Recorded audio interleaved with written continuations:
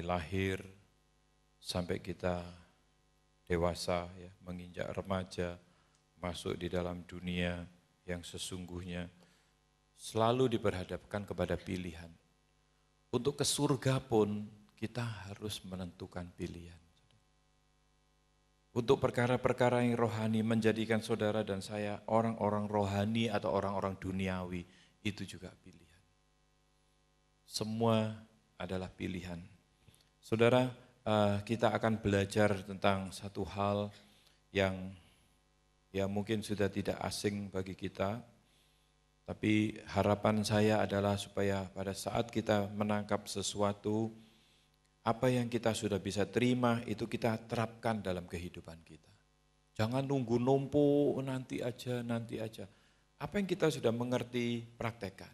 Apa yang sudah mengerti, praktekkan. Setiap kebenaran firman Tuhan yang kita sudah mengerti, praktekkan. Itu akan membantu banyak untuk membawa kita itu semakin bertumbuh. Satu hal saudara, seringkali kita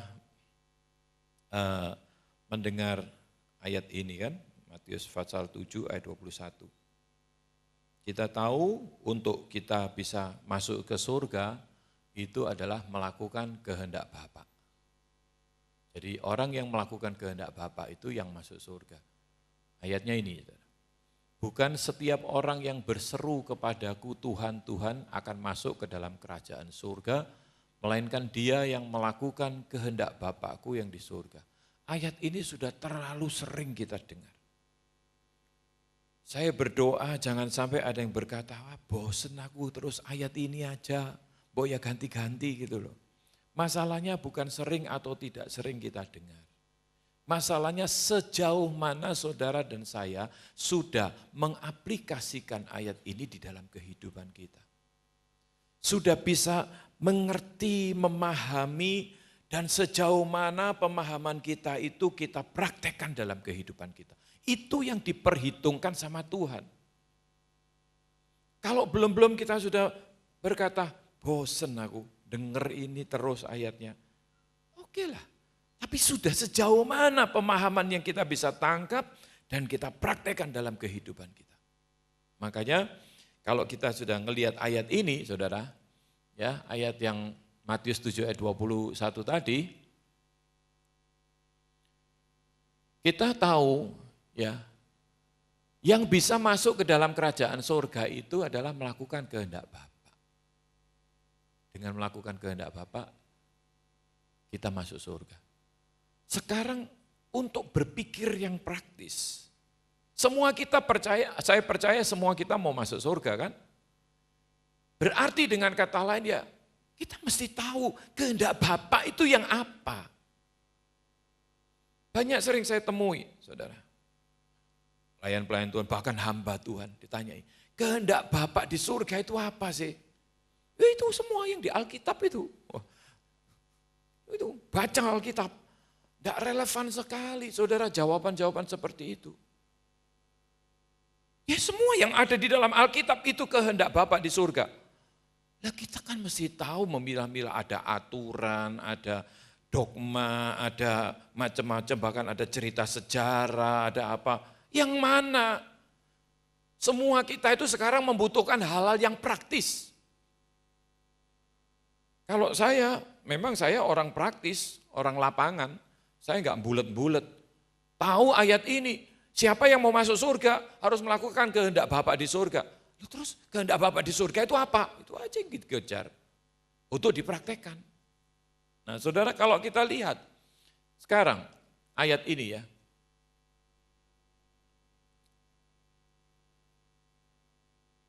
Melakukan kehendak Bapa yang masuk surga. Sekarang apa kehendak Bapa? Kan gitu kan. Maksudnya itu enggak usah dibulet-bulet, wes ya sederhana, sangat sederhana ini sebetulnya dipahami. Tapi prakteknya yang enggak gampang. Tapi kita mau, apa yang kita sudah terima praktekkan. Apa yang kita sudah terima praktekkan. Jangan dikit bosen aku dengar ini terus. Sejauh mana kita sudah mempraktekkan, saya sering kali nemui loh saudara. Bosen ayat itu terus. Tapi sejauh mana kita sudah mempraktekkan ayat ini? Kita kehendak Bapa aja belum tentu ngerti kok. Buktinya jawabannya, ya seluruh di dalam Alkitab itu kehendak Bapa. Ya, untuk saya tidak menjawab itu. Nah, saudara, kita perlu tahu kehendak Bapa itu kehendak Bapa yang bagaimana. Ya mungkin ini tidak terlalu baru untuk kita, pasti kita sudah tahu. Tapi kalau kita sudah tahu, itu jauh lebih mudah untuk kita bisa mempraktekkan. Salah satu kehendak Bapa itu adalah berbuat baik. Kalau itu aja ya sudah lama tahu, berbuat baik. Saudara, bacaan kita minggu ini termasuk hari ini ya, kemarin dan hari ini mestinya, itu ada di dalam Efesus Fatsal yang 1 Petrus dan 2 Petrus. Waktu kita baca 1 Petrus, saudara, ada ayat yang berkata begini, sebab inilah kehendak Elohim, yaitu supaya dengan berbuat baik, Amplified Bible menulis, your good and honest lives. Yaitu supaya dengan berbuat baik, kamu membungkamkan kepicikan orang-orang yang bodoh. Jelas ini ayat. Sebab inilah kehendak Elohim, yaitu supaya dengan berbuat baik, kamu membungkamkan kepicikan orang-orang yang bodoh. Perhatikan kata-kata yang saya beri tebal, kehendak Elohim, berbuat baik, kepicikan. Amplified menuliskan di sini ini kritikan-kritikan.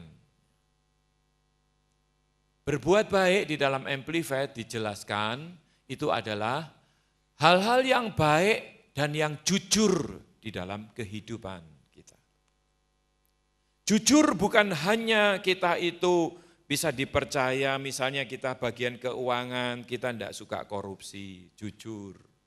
Kita bagian pembelian, kita beli, kita laporkan barang apa adanya sesuai dengan bon dan harganya, jujur. Jujur yang dimaksud di sini dalam kehidupan setiap kita. Artinya saudara-saudara, apa yang ada di dalam hati kita itu harus terucap di mulut kita, harus tergambar di dalam perbuatan-perbuatan hidup kita.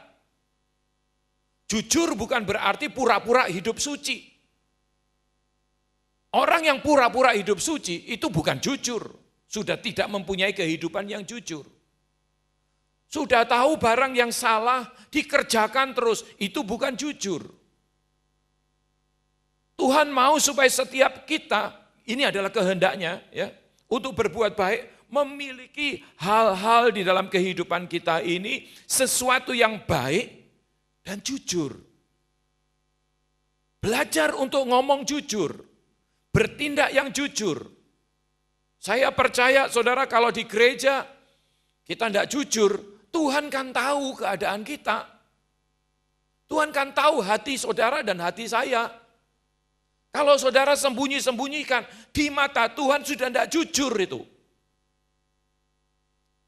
Tuhan mau supaya saudara dan saya memiliki kehidupan yang jujur. Ini kehendak Bapa.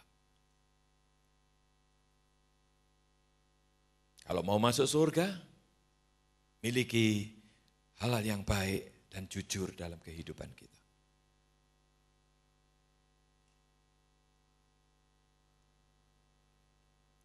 Nah sekarang kita ngelihat, tadi kan perbuatan baik kan, kalau mau masuk surga, dengan melakukan kehendak Bapa. Kehendak Bapa salah satunya perbuatan baik. Perbuatan baik diuraikan di situ hal-hal yang baik dan jujur dalam kehidupan kita. Sekarang perbuatan baik yang mana? Apakah semua perbuatan baik yang dilakukan oleh orang-orang di atas muka bumi ini dinilai untuk masuk surga? Tidak ternyata. Tetap ada kasih karunia.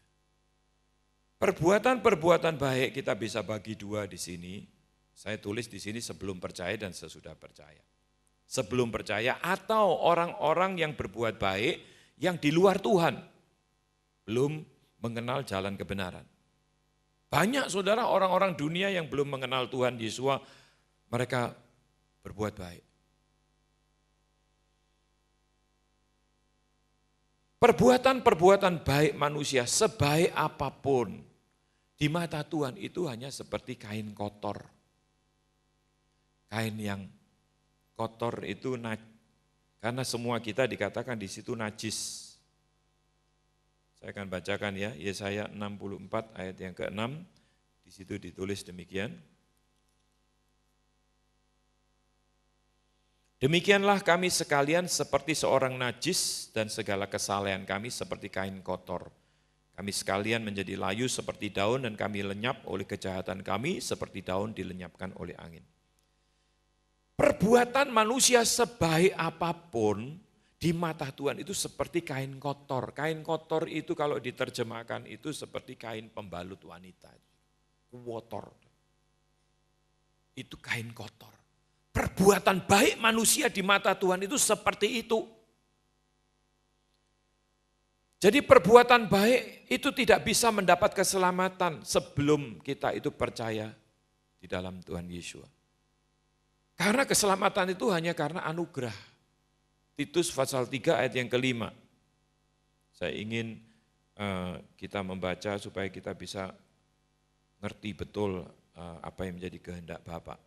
Titus 3 ayat yang ke-5, pada waktu itu Dia telah menyelamatkan kita bukan karena perbuatan baik yang telah kita lakukan, tetapi karena rahmat-Nya atau anugerah-Nya, oleh permandian kembali, kelahiran kembali, dan oleh pembaharuan yang dikerjakan oleh Roh Kudus.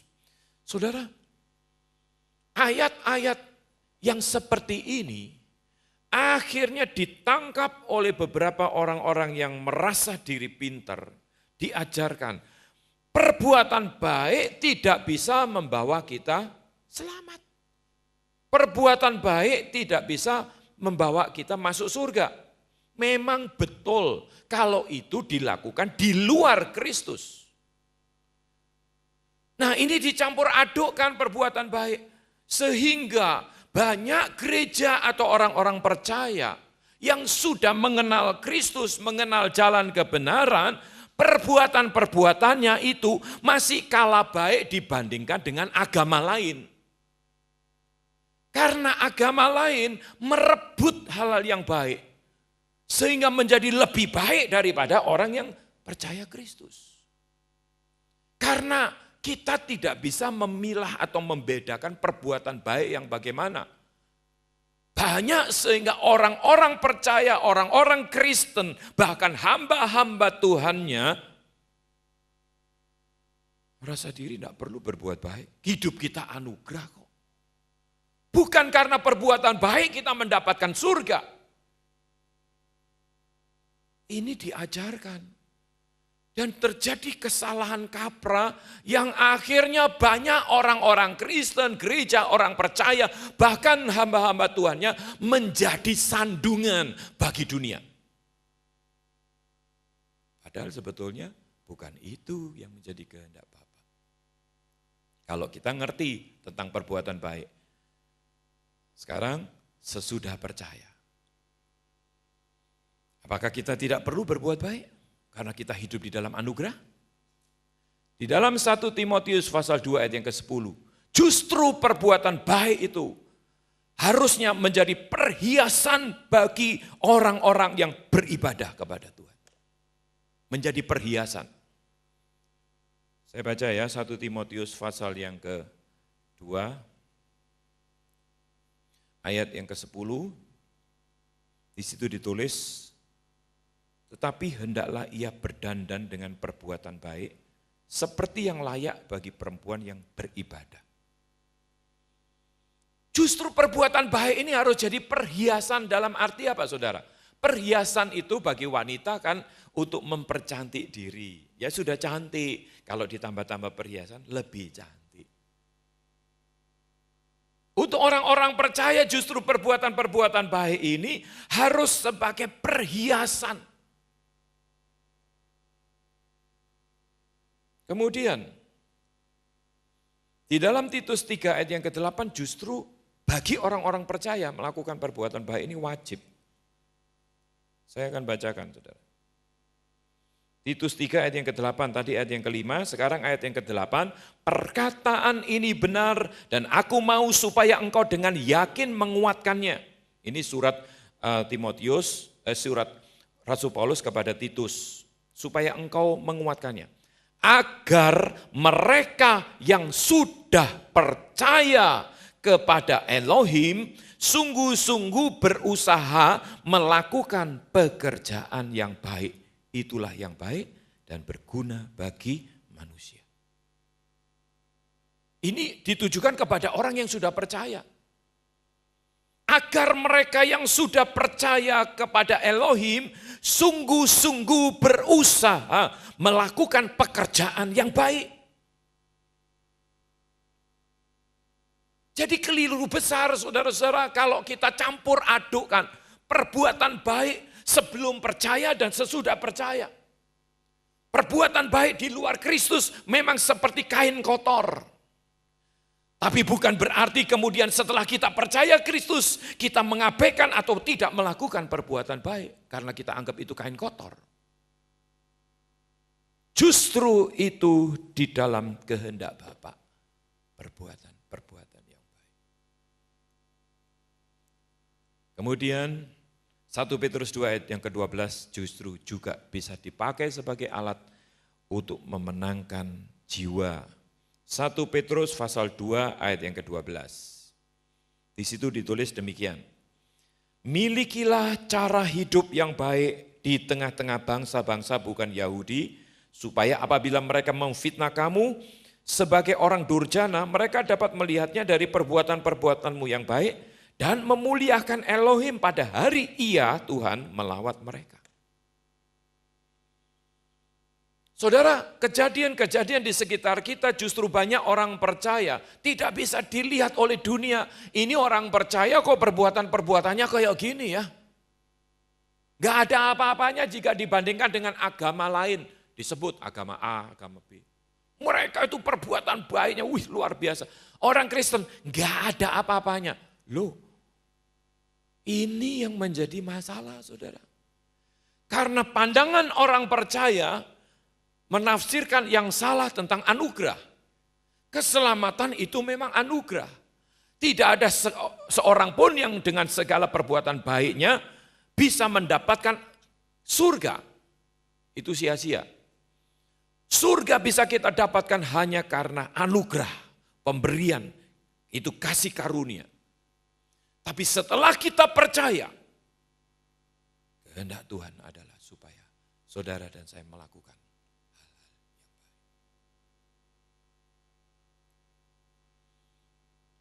Kemudian saya lanjutkan dengan perbuatan baik ini supaya lebih jelas lagi ya. Di dalam Efesus pasal 2 ayat yang ke-10, saudara, di sini ditulis gini. Karena kita ini buatan Elohim diciptakan dalam Kristus Yesus untuk melakukan pekerjaan baik yang dipersiapkan Elohim sebelumnya.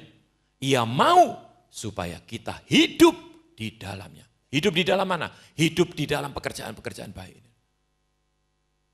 Semua kita adalah ciptaan Bapa. Di dalam Kristus Tuhan kita diciptakan kembali, makanya disebut istilah dilahirkan kembali. Untuk melakukan pekerjaan-pekerjaan baik yang sudah dipersiapkan oleh Bapa sebelumnya. Ia mau, Bapa mau. Ya. Bapa berkehendak, Bapa mau supaya kita hidup di dalamnya. Di dalam apa? Di dalam pekerjaan-pekerjaan baik. Jadi saudara, kalau saudara dan saya setelah percaya bisa melakukan sesuatu yang baik, itu bukan dari kita. Karena Bapa sudah menyediakan sebelumnya di dalam kita. Amin. Saya tadi pagi bertobat, saudara. Waktu saya duduk di sini. Saya nggak ngeh loh mempersiapkan ini. Beberapa kali, mungkin 2 atau 3 kali, nggak tahu. Istri saya ingat nggak. Saya bilang begini, bosen aku berbuat baik terus ini. Artinya dengan kata lain, wis tak berbuat jahat ya sekali-sekali. Bosen. Orang juga enggak ngerti kok. kita korbankan diri kita untuk kepentingan orang banyak, ya orang enggak bisa ngerti kok. Itu karena hati yang pegel, saudara. Ternyata itu betul-betul Tuhan gak berkenan.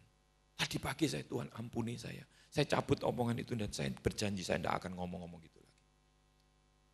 Seolah-olah apa yang saya lakukan itu dari diri saya. Padahal itu adalah Bapa yang memberikan, menyediakan sebelumnya, mempersiapkan sebelumnya di dalam Kristus. Supaya kita hidup di dalamnya. Jadi kita nggak bisa anggap itu sebagai milik kita. Sehingga kita mencuri kemuliaan Tuhan, saudara. Kalau seandainya ada di dalam pikiran kita. Oh, saya sudah berbuat baik ini. Oh, saya sudah berbuat sosial ini. Oh, saya sudah lakukan ini. Mencuri kemuliaan Tuhan. Karena kita orang-orang percaya. Bapa di surga itu sudah berikan. Dipersiapkan sebelumnya, dikatakan di dalam ayat ini. Untuk melakukan pekerjaan baik yang dipersiapkan Elohim sebelumnya. Ia mau supaya kita hidup di dalamnya. Ini ada gambaran orang Samaria yang baik hati. Bukan untuk dirinya, keledainya ini kan dia mau untuk berusaha kan. Tapi karena dia mau nolong orang lain yang dia yang jalan kaki. Bawa ke hotel, penginapan, dibayari, dibalut lukanya, ditinggal, dikasih duit, nanti pesen pulang, nanti saya tambahi kekurangan. Kalau saudara dan saya bisa lakukan seperti itu tuh bukan dari diri kita. Tapi karena Bapak mau supaya kita hidup di dalamnya. Bapak berkehendak. Nah, itu hubungannya dengan melakukan kehendak Bapak masuk surga.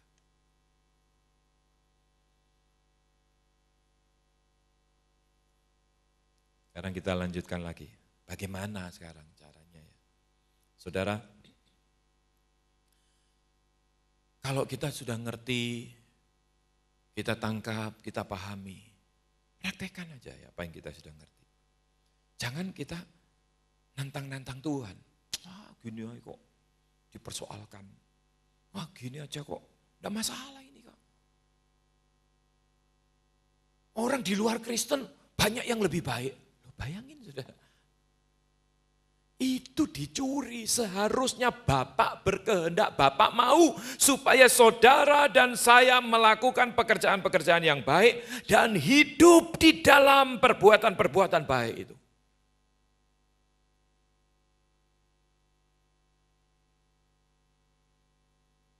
Di dalam Efesus pasal 5 ayat yang ke-15, yuk kita baca sama-sama. Efesus pasal yang ke-5, ayat yang ke-15 sampai 17, di situ dikatakan demikian. Karena itu perhatikanlah dengan saksama bagaimana kamu hidup. Janganlah seperti orang bebal, tetapi seperti orang arif. Dan pergunakanlah waktu yang ada karena hari-hari ini adalah jahat. Sebab itu janganlah kamu bodoh, tetapi usahakanlah supaya kamu mengerti kehendak Tuhan. Orang yang berusaha untuk mengerti kehendak Tuhan, ini adalah calon-calon penghuni kerajaan surga. Kenapa dari awal Bukit Sion berdiri, Tuhan itu selalu menuntun kita untuk menekankan cari kehendak Bapa. Untuk menentukan pilihan pasangan hidup, cari kehendak Bapa. Untuk menentukan jurusan sekolah, cari kehendak Bapa. Untuk menentukan jenis-jenis pekerjaan yang kita mau kerjakan, cari kehendak Bapa. Untuk mau apapun segala sesuatu yang ada kita lakukan di dunia ini, cari kehendak Bapa. Dan saya bersyukur sampai hari ini, Bapa masih terus tetap memimpin kita. Kita bisa beribadah di dalam ruangan seperti ini, itu karena Bapak berkehendak. Dan kita bisa connect, oh Tuhan mau begini. Kita lakukan sekolah misi, itu karena kehendak Bapak. Tidak ada yang kebetulan, ketemu begini-gini, ada seorang pendoa mendapatkan, ada pekerjaan Tuhan yang akan dicangkokkan di Bukit Sion. Tidak ada yang tahu padahal, saya sedang bertanya-tanya, Tuhan betul enggak ini kalau mau gabung, apa betul dari Tuhan atau bukan. Diteguhkan. Orang yang enggak tahu bilang, ada satu pelayanan yang sudah berjalan nanti akan dicangkokkan. Ternyata sekolah misi. Kemudian ada banyak hal saudara di tempat ini. Kita mulai dengan pelayanan kasih, memberi makan kepada orang-orang miskin. Itu kehendak Bapak, kita tangkap kira-kira 8 tahun yang lalu. Doa estafet ada, itu kehendak Bapak supaya ada doa estafet sepanjang hari 24 jam. Secara manusia hal-hal yang tidak mungkin terjadi. Sepulangnya saya dari Tanah Perjanjian, waktu itu naik Gunung Sinai, di puncak Gunung Sinai. Tuhan berkata, pulang dari sini, bangun menara doa. 24 jam setiap hari. Saya kan terlibat di dalam doa sekota, saudara. Pendoa syafaat yang terdaftar itu 2000 lebih. Dan tidak pernah setiap hari 24 jam terisi terus. Tidak terjadi estafetnya. Saya mikirnya itu logikanya begitu. Tapi karena engkau yang menyuruh, I will do it. Saya akan kerjakan Tuhan sepulang dari. Saya datang, bicara sama istri saya. Waktu itu istri saya tidak ikut. Tuhan mau supaya kita bangun menara doa. Langsung dia jawab, iya. Loh kok kamu bisa jawab ya? Iya, teman-teman yang dapat gini-gini. Dikonfirmasi. Bangun! Sampai hari ini, doa estafet masih terus tetap berjalan. 24 jam setiap hari. Itu kalau bukan Tuhan, tidak mungkin. Apa yang kita kerjakan di sini, dengan segala kekurangan dan kelemahan kita berusaha menuruti kehendak Bapa. Contohnya begini saudara, kita jangan bilang, wah saya ini kan banyak dosa, banyak kelemahan, saya belum layak, saya tidak mampu, saya tidak mungkin kerjakan. Kemarin ngobrol-ngobrol ya, istri saya bilang begini, kita itu seperti anak kecil.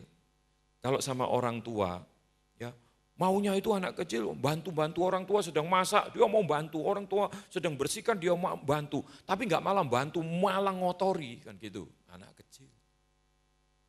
Saya ingat dulu ada salah satu pembimbing kami waktu di mahasiswa dulu, seorang misionari dari orang barat ya, orang Amerika.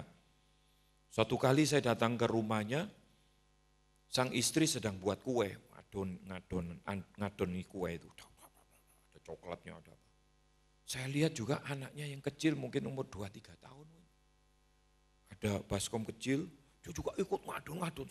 Tapi saya sudah lihat di sekitarnya itu berantakan semua. Mulutnya celemotan coklat semua. Habis ngadon juga. Tapi saya bayangkan orang tuanya ngelihat begitu dia lihat, weh tambah ketawa. Kamu mau bantu ya, thank you ya kamu mau. Coba orang timur, orang sini. Kamu tuh gak bantu malah ceplas. Ya. Saya kira Bapak kita di surga jauh lebih baik dari orang-orang yang ada di dunia. Kita mau berusaha mentaati firman Tuhan, kita berusaha mau ini. Tidak mampu, masih gini. Saya kira ya bagus lah. Ya aku hargai. Kamu merindukan toh hatimu menyembah, memuji Tuhan. Ya. Meskipun masih ada keliru-kelirunya, masih ada enggak benar-benarnya, Tuhan menghargai. Bapak kita di surga itu jauh lebih menghargai. Satu kali ada seorang bapak baru beli mobil ini ceritanya. Mobilnya baru saudara. Tiap hari dipesuti. Kadang-kadang bannya disikat sama sikat. Siram. Suatu kali ayahnya ini capek mungkin ya, bangunnya kesiangan. Anaknya masih kecil, lagi. Oh ayahnya masih tidur, mobilnya belum dibersihkan. Dia ambil ember kecil, selangnya dipasang, disirami, dibersihkan sama dia. Oh papa biasanya nyikati bannya. Dia cari, mana sikatnya, gak ada.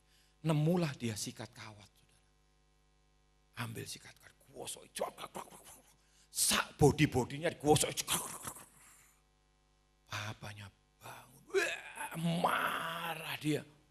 Dipukul anaknya itu. Lihat apa dipukul, mati anaknya. Bayangin. Itu bapak dunia yang kerasukan setan. Tapi saya percaya bapak di surga enggak akan lakukan seperti itu. Saudara. Karena itu Bapak di surga melihat hati saudara dan saya. Kerinduan kita mau mentaati firman Tuhan. Sejauh mana kita mampu, Dia hargai. Dia sangat menghargai. Makanya kita pernah belajar ya, waktu itu istri saya bilang harpaso. Harpaso waktu terjadi pengangkatan itu ada katrolan.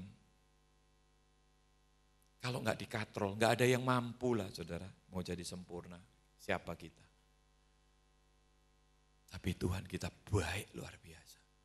Dia mengerti keadaan saudara dan saya. Bahkan orang tidak ngerti, diri kita sendiri tidak ngerti. Bapak di surga mengerti. Itu Bapak yang kita sembah. Amin. Sekarang kita lihat di sini. Orang yang mau melakukan kehendak Bapak, mengerti, berusaha mengerti kehendak Bapak. Hidupnya itu tidak bebal, saudara. Karena semua masih ada di dalam koridor kehendak Tuhan. Tetapi dia dengan arif bijaksana. Memakai waktu-waktu yang ada dengan baik. Karena sadar bahwa hari-hari ini adalah jahat. Dia selalu berusaha mencari kehendak Tuhan. Dia tidak mau bertindak bodoh, dia mau bertindak bebal. Dia mau menjadi seorang yang arif bijaksana. Pilihan-pilihan yang dia ambil adalah pilihan-pilihan yang arif. Saudara, orang bebal ya, sudah tahu salah, sudah tahu firman Tuhan itu tidak mengajarkan seperti itu. Sudah tahu melawan firman Tuhan, dia masih terus tetap lakukan saja. Itu bebal. Ada orang yang mungkin ngerti sedikit, dia taati. Ngerti sedikit, dia taati. Ada orang yang tunggu ngerti semua. Nanti aja kalau saya sudah mengerti banyak, saya baru mau mentaati. Belum ngerti banyak, sudah lupa semua. Kapan taatnya? Bahkan ada yang sudah tahu, dia tetap langgar. Ada kesaksian, ya ini. Orangnya enggak ada. Saudara, anak-anak itu sebetulnya lebih radikal ya. Ini mamanya ini suka makan sih. Tidak sesuai dengan imamat 11 itu makannya. Mau makan itu sudah telan ludah dulu berdoa. Tuhan ampuni ya kalau aku makan ini Tuhan. Ampuni dalam nama Tuhan Yesus. Berapa kali dia lakukan? Anaknya kecil. Mama ini tak lihat-lihat. Aneh mama ini. Oh sudah tahu enggak boleh di dalam firman Tuhan. Terus mau makan minta ampun. Setiap kali mau. Lu sudah tahu enggak benar kok terus mau makan minta ampun. Itu karena mau kepingin gitu loh. Anaknya loh saudara negor. Ya sudah tahu itu enggak boleh kok dimakan. Terus minta ampun. Terus saya tambahkan, ngomongnya sama istri saya sih. Coba sih kalau kita mau berzina, Tuhan ampuni Tuhan aku mau berzina ya, berzina. Enak aja. Itu loh saudara, banyak orang menyalahkan kasih karunia seperti itu.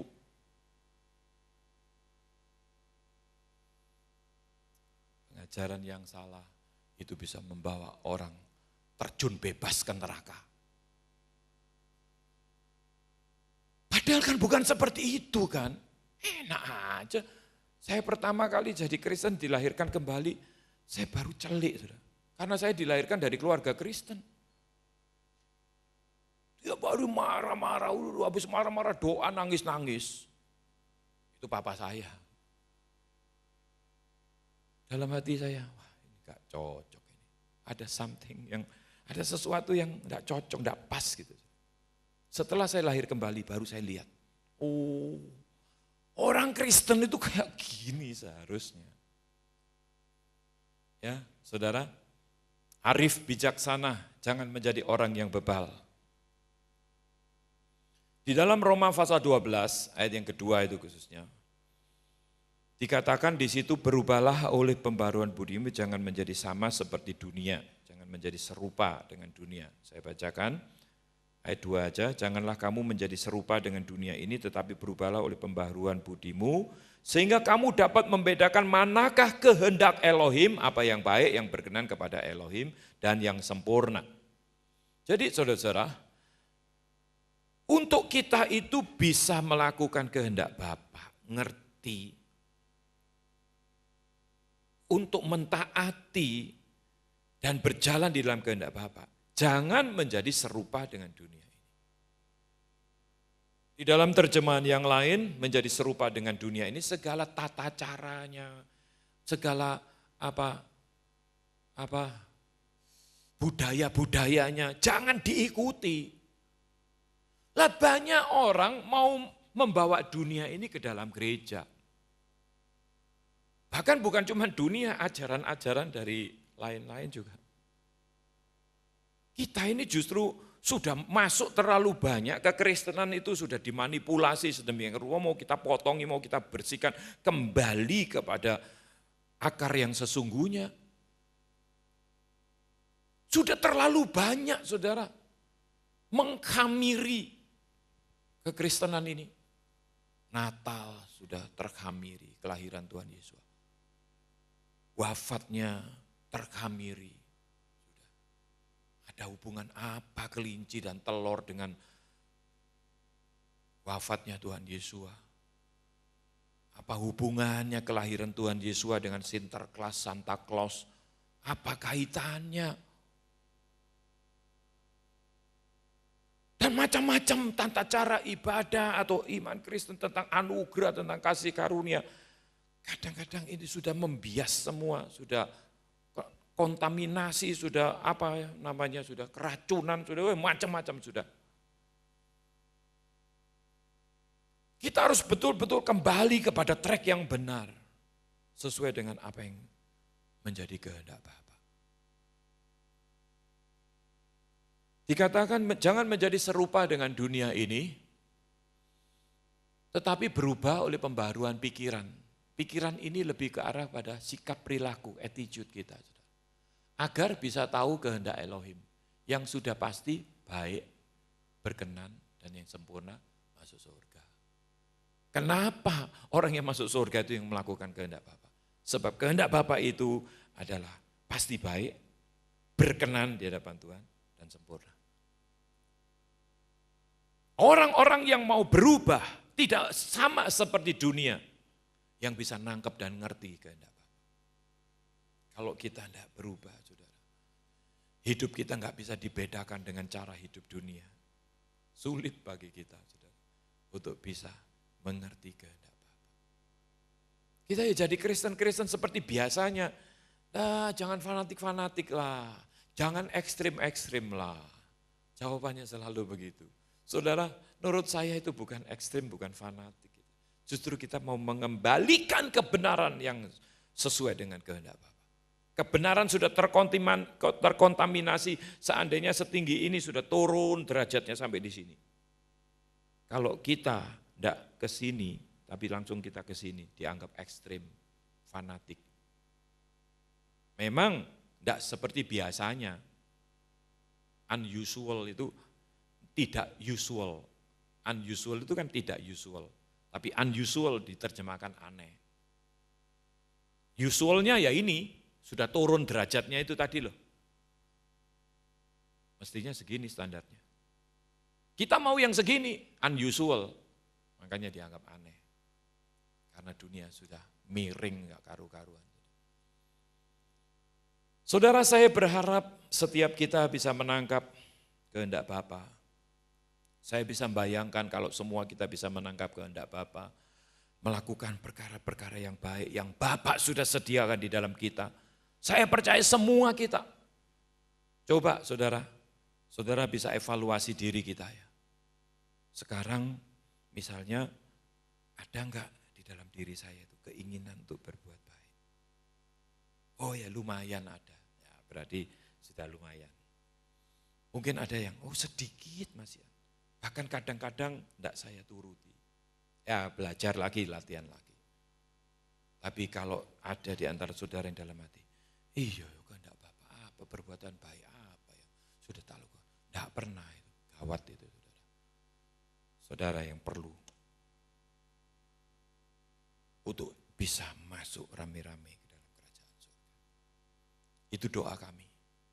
Supaya bukan cuma 1-2 orang, ada yang 1 ketinggalan. Dulu saya ngomong, kalau jemaat dipercaya 100 orang, ya 99 lah masuk surga.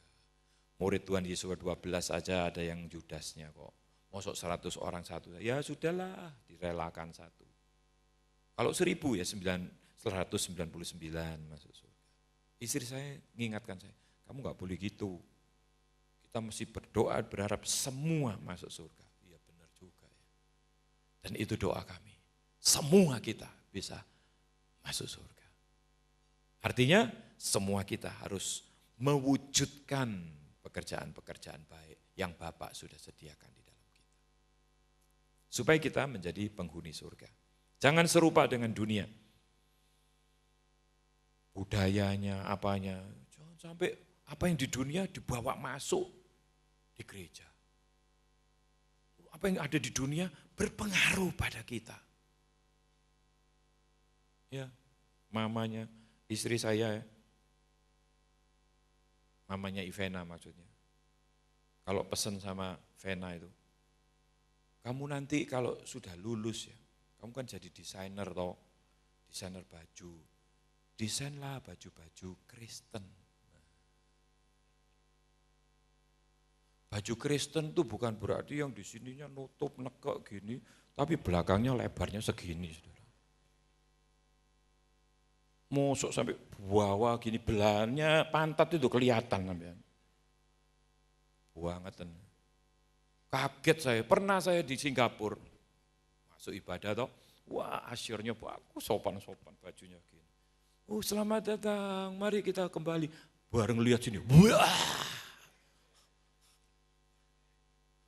Di depan, sopan. Begitu balik belakang mau nganter kami toh, waduh belakangnya luar biasa. Dipeseni, nanti desain baju-baju Kristen. Ya. Baju Kristen itu enggak kekurangan kain kok. Jangan yang kekurangan kain. Yang tali toh ini kekurangan kain. Panjang sekali gitu loh, jangan kekurangan kain gitu. Saudara, cara berpakaian, cara hidup kita, cara ini. Supaya dunia bisa melihat kita dan tertarik untuk menyembah Tuhan yang kita sembah. Kalau enggak mana bisa tertarik. Mereka anggap sama. Ini bukan sesuatu yang ekstrim, ya itu tadi. Enggak ekstrim, bukan fanatik, enggak saudara. Ini karena kebenarannya yang sudah merosot terlalu rendah. Jangan menjadi sama dengan dunia. Keuntungannya apa saudara kalau kita melakukan kehendak Bapa? Selain masuk surga nanti loh ya. Selama kita di dunia ini loh, apa benefitnya? Di dalam Kolose pasal 1, saya akan bacakan dulu, Kolose pasal 1, ayat yang ke-9 sampai 12. Ayat 9, Kolose pasal 1, mulai dibaca sampai ayat 12. Sebab itu sejak waktu kami mendengarnya, kami tiada berhenti-henti berdoa untuk kamu. Kami meminta supaya kamu menerima segala hikmat dan pengertian yang benar untuk mengetahui kehendak Tuhan dengan sempurna. Sehingga hidupmu layak di hadapannya, serta berkenan kepadanya dalam segala hal. Orang yang mengetahui kehendak Tuhan dengan sempurna itu, ayat 10-nya, hidupnya layak di hadapannya, di hadapan Tuhan. Berkenan kepada Tuhan dalam segala hal. Dan kamu memberi buah dalam pekerjaan yang baik dan bertumbuh dalam pengetahuan yang benar tentang Elohim. Dan dikuatkan dengan segala kekuatan oleh kuasa kemuliaannya untuk menanggung segala sesuatu dengan tekun dan sabar dan mengucap syukur dengan sukacita kepada Bapa yang melayakkan kamu untuk mendapat bagian dalam apa yang ditentukan untuk orang-orang kudus di dalam kerajaan terang atau kerajaan surga. Ini benefitnya. Orang yang mengerti kehendak Tuhan itu, saudara, hidupnya itu layak, berkenan di hadapan Tuhan. Memberi buah yang baik. bertumbuh dalam pengetahuan yang benar akan Tuhan. Menanggung segala sesuatu itu dengan tekun dan sabar, tidak ngomel-ngomel, bersungut-sungut, ngaco-ngaco. Mengucap syukur karena menjadi bagian dalam kerajaan terangnya, kerajaan surga. Mengertilah kehendak Tuhan, supaya kita mempunyai kehidupan yang layak dan berkenan di hadapan Dia. Ini sebagai satu benefit atau keuntungan-keuntungan kita kalau kita melakukan kehendak Bapa. Sudah meninggalkan dunia ini, terus masuk surga. Luar biasa kan? Saya berikan kesimpulan, nanti dibaca aja di rumah. Saudara, Lukas pasal 10 ya, ayat 25, tadi sudah saya singgung sih sampai 37. Yaitu orang Samaria yang baik hati. Kalau saudara perhatikan gambar ini, di sini ada orang Lewi, ini ada imam. Orang Lewi ini gambaran orang Kristen pada umumnya. Lihat orang sedang kesusahan, dirampok tadi, dia malah menjauh. Datanglah orang Lewi, imam. Imam ini gambaran hamba Tuhan, lebih anu lagi mestinya kan. Lihat, menjauh juga. Tapi lewatlah orang Samaria ini. Orang Samaria ini pengusaha. Dia mau berusaha ke kota lain, berdagang maksudnya. Kemudian dia lihat. Saya senangnya dia salah satu ayat menuliskan begini. Jatuhlah belas kasihan. Belas kasihan. Setiap kali saya dengar atau membaca ayat kata belas kasihan, saya selalu teringat Tuhan Yesus. Tuhan Yesus melihat orang banyak berbelas kasihan untuk memberi makan. Melihat orang lumpuh berbelas kasihan untuk menyembuhkan. Melihat orang buta berbelas kasihan. Semua didasari oleh belas kasihan. Orang Samaria yang baik hati ini juga belas kasihannya muncul.